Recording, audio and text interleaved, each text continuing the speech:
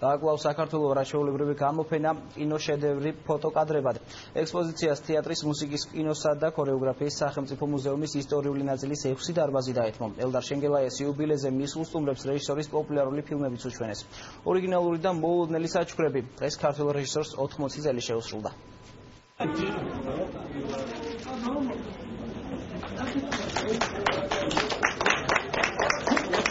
ორიგინალური პრეცედენტი ქართულ რეალობაში ეგრეთ წოდებულ უკვდავთა თაღში ელდარ შენგელაიას ანაბეჭდი სამუდამოდ დარჩება. ის საზეიმო ვითარებაში თავად იუბილარმა გახსნა. რეჟისორის იუბილეს ხელოვნების სასახლეში არაჩვეულებრივი გამოფენა ეწოდა. 6 დარბაზი შენგელაიას შემოქმედებას დაეთმო.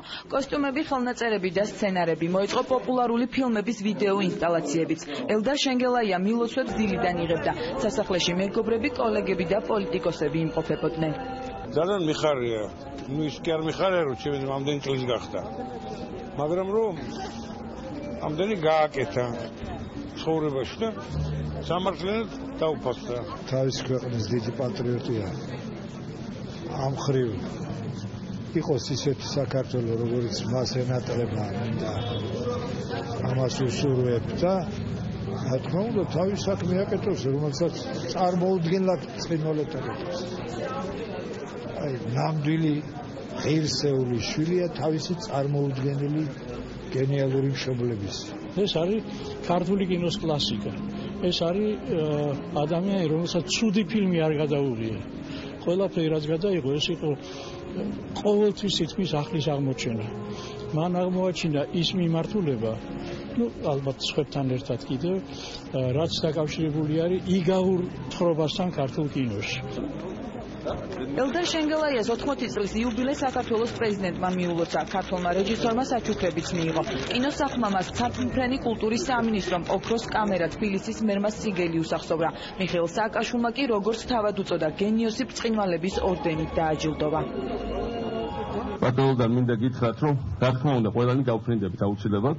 საქართველოს აუცილებლად ისეთი იქნება, როგორც ერთაოს წარმოედგინა, როგორც თქვენ წარმოგედგინათ, როგორც ჩვენ ყველას გვინდა.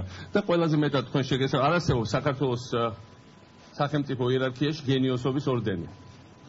იმიტომ რომ გენიალური პიროვნებები რამხვალ ძალიან ცოტა და ეხლა ამიტომ ესეთი ორდენი არ შემოგვიგია. მაგრამ არსებობს ის, რასაც ასევე ყველაზე მეტად შეესაბამება ბატონ ელდარ შენგელაიას პიროვნებას. ეს არის ბრწყინვალების ორდენი.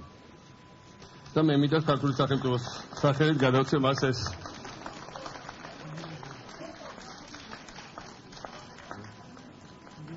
მე მგონია რომ ბატონ ელდარს წინა აქვს კიდევ ბევრი სათქმე და ჩვენ ამას ველოდებით. გილოცა ბატონ ელდარ, ძია ელდარ და მე მგონია რომ სიყვარული არის ვერტიკალური და ბრუნვარი.